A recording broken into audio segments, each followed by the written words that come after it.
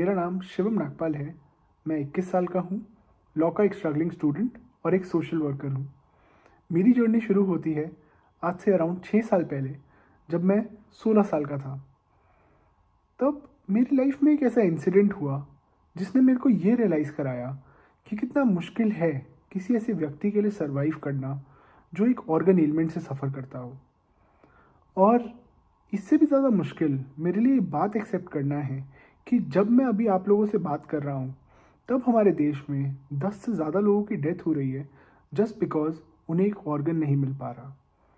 Organ donation इसका एक बहुत ब्यूटीफुल और अमेजिंग सॉल्यूशन है।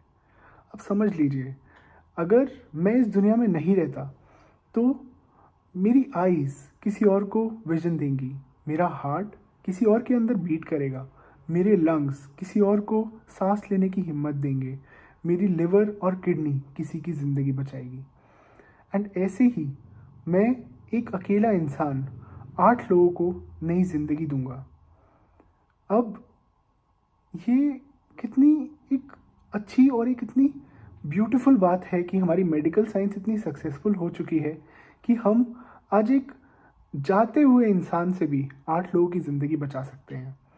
अब मुझे ये बात रियलाइज़ तो हो गई थी उस टाइम पर कि ऑर्गन डोनेशन कुछ है जिस पर मेरे को काम करना है, but because of school studies and college की एंट्रेंसेज मैं उस टाइम इस पर काम नहीं कर पाया। एंड जैसे ही मेरा लॉ कॉलेज में एडमिशन हुआ, मैंने ये डिसाइड कर लिया कि मेरे को इस पर कुछ ना कुछ तो करना है। अब मैंने साइमन सिनेक का एक कंसेप्ट पढ़ा था अबाउट गोल्डन सर्कल, जिसके अंदर वो व्हाट, हाउ एंड वाई के बारे में बात करते हैं। एंड वाई को वो गोल्डन सर्कल मानते हैं कि सबसे ज़्यादा इम्पॉर्टेंट किसी भी ऐसे इंसान के लिए जो किसी भी चीज़ पर काम कर रहा है, वो क्यों कर रहा है उस चीज़ पर काम, वो सबसे ज़्यादा इम्पॉर्टेंट है। एंड मुझे ये पता था कि मैं क्यों इस पर काम कर रहा हूँ, बट मुझे व्हाट एंड हाउ नहीं पता था कि मैं कैसे करूँगा और क्या करूँगा। एंड ये कहीं ना कहीं इस चीज़ का क्रेडिट मैं अपनी सिस्टर को देना चाहता हूँ, प्रज्ञा को, because she was a second year medical student at that time. And जब मैंने प्रज्ञा को बताया कि मेरे को इस पर काम करना है, so she did not only support me, but उन्होंने मेरे को वो रास्ता दिखाया कि उनकी भी टूटी फूटी नॉलेज थी उस टाइम पर और मेरी भी टूटी फूटी नॉलेज थी। तो हमने दोनों साथ मिलाकर हम डॉक्टर्स के पास जाने लगे, हम ऑर्गेनाइजेशंस के पास गए, इवन हम सफदरजंग हॉस्पिटल में NOTTO, national organisation for tissue and transplant के पास भी गए। तो जब हम वहाँ गए थे, तब हम बाहर बैठे थे लॉबी में, तो हम दोनों यही सोच रहे थे कि कहीं हमें बच्चा समझ के भगा तो नहीं देंगे। बट जब हमें अंदर बुलाया उन्होंने, तब उन्होंने हमसे इतनी अच्छे से बात करी, हमें इतना मोटिवेट किया कि हमें इस पर काम करना चाहिए, कि जब हम वहाँ से बाहर आए तब हमें पता था कि हमें ऑर्गन डोनेशन अवेयरनेस पर ज़रूर काम करना है। और वहीं से हमारी जर्नी की शुरुआत हुई। तो बिकॉज हमें दूसरों को अवेयर करना था, इसलिए सबसे पहले मैंने खुद को अवेयर किया। तो मैंने सबसे पहले अपना ऑर्गन डोनर कार्ड बनवाया। एंड मैं प्राउडली कह सकता हूँ कि I am an organ donor, और जब मैं नहीं रहूँगा तो मेरी वजह से 8 लोग एक नई ज़िंदगी जिएंगे। एंड ये शुरुआत थी बिकॉज मेडिकल साइंस की फील्ड बहुत वास्ट है और मैं खुद एक नॉन मेडिकल बैकग्राउंड से था, तो मैं आज भी बहुत कुछ सीखता हूँ इस सब के बारे में। एंड यहाँ से शुरुआत हुई। बट जब स्टार्टिंग थी इस ऑर्गेनाइजेशन की अराउंड 2018, तब एक इवेंट था जिसमें अराउंड 600 लोग आने वाले थे। एंड मुझे एक दिन पहले उस इवेंट से मेरे फ्रेंड ने बताया कि आप यहाँ पर ऑर्गन डोनेशन के बारे में बोलेंगे। तो मैं 1 मिनट के लिए तो घबरा गया बिल्कुल।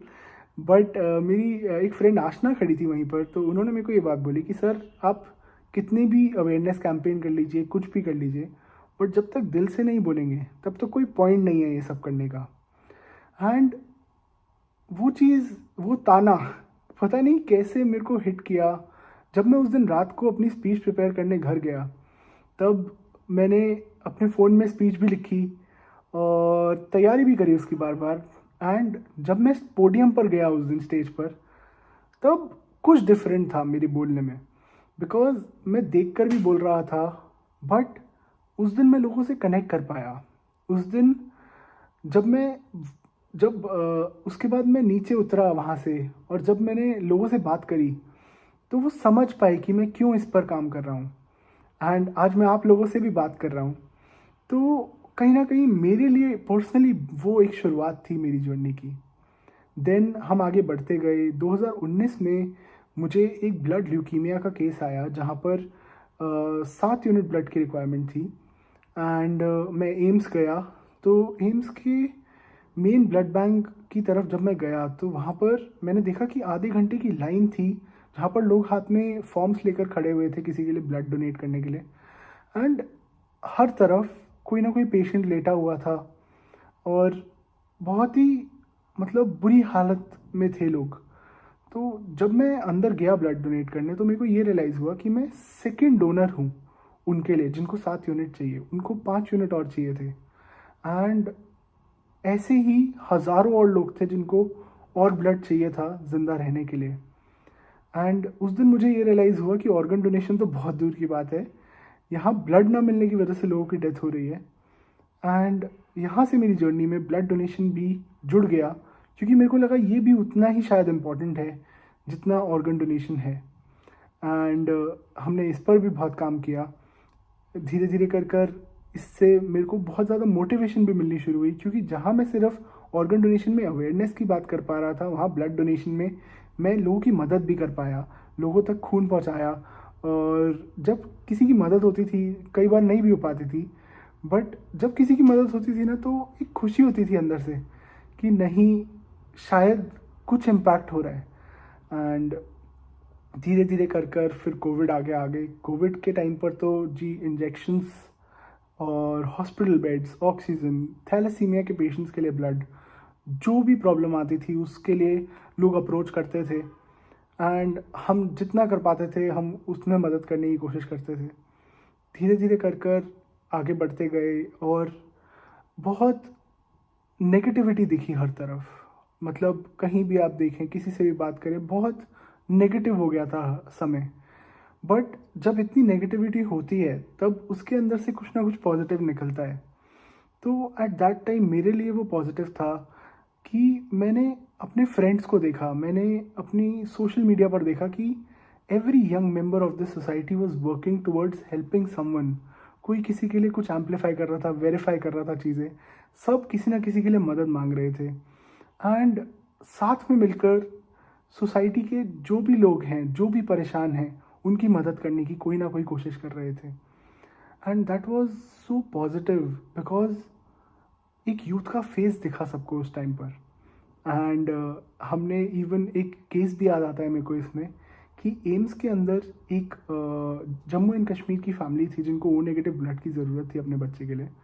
तब वो केस मैंने बहुत सारी स्टोरीज पर देखा था। एंड 1 यूनिट ब्लड ही चाहिए था। तो रात को उस केस में हेल्प हो गई। ये किसी को भी नहीं पता कि किसने हेल्प करी थी, बट जब उसमें हेल्प हुई तो मैंने देखा कि जिन लोगों ने स्टोरीज डाल रखी थी उन सब ने इतनी खुशी से स्टोरी डाली that the boy got the O negative blood. And it was so motivating for each and every individual who was working for that case. एंड उस एक केस ने कितने सारे लोगों को मोटिवेट किया, यूनाइट किया। So that was like a very negative time, but उसके अंदर ये पॉजिटिव चीज़ मुझे दिखी। एंड उससे आगे फिर आते गए और बहुत सारी चीज़ें देखी। अब ऐसे ही मैंने आपको आज बहुत सारी चीज़ें बताई। अब मैं आपको एक रिक्वेस्ट करना चाहता हूँ कि सिर्फ अगले 10 सेकंड के लिए एक बार अपनी आंखें बंद कीजिए। अब जब आपने आंखें बंद कर ली हैं तो एक बार सोचिए कि अगर आप सुबह उठते हैं और नॉर्मली अपनी सारी चीज़ें कैसे करते हैं, एक बार इस बारे में सोचिए कि आप सुबह उठते हैं, आप अपनी फैमिली से बात करते हैं, आप एक ग्लास ऑफ वाटर लेते हैं, आप नॉर्मली अपने सारे दिन के काम करते हैं। और अब ये सोचिए कि अगर आपकी आइज़ ना होती, अगर आप देख नहीं सकते, तो वो काम आप कैसे करते।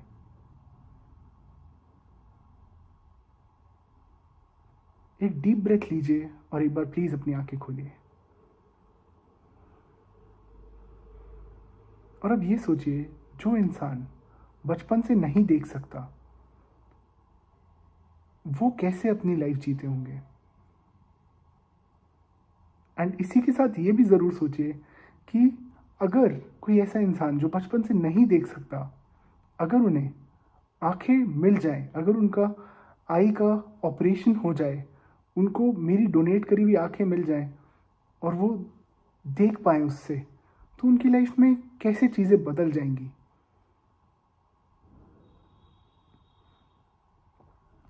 है ना बहुत ब्यूटीफुल। तो इस बारे में ज़रूर सोचिएगा। अब मैं जैसे अपने स्पीच की अंत की तरफ आता हूँ, तो मैं नानी पालखीवाला जी के बारे में आपको बताना चाहूँगा।